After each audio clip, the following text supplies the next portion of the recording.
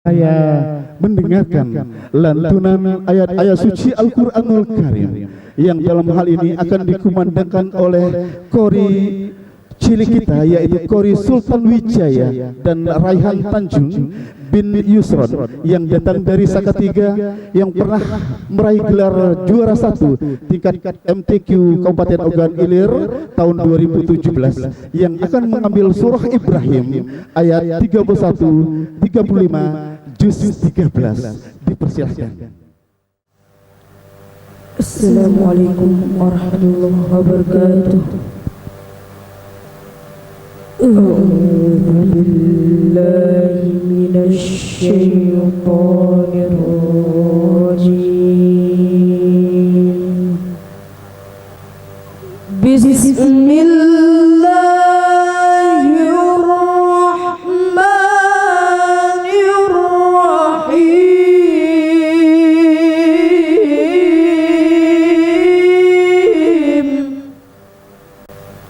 وَإِذْ قَالَ إِبْرَاهِيمُ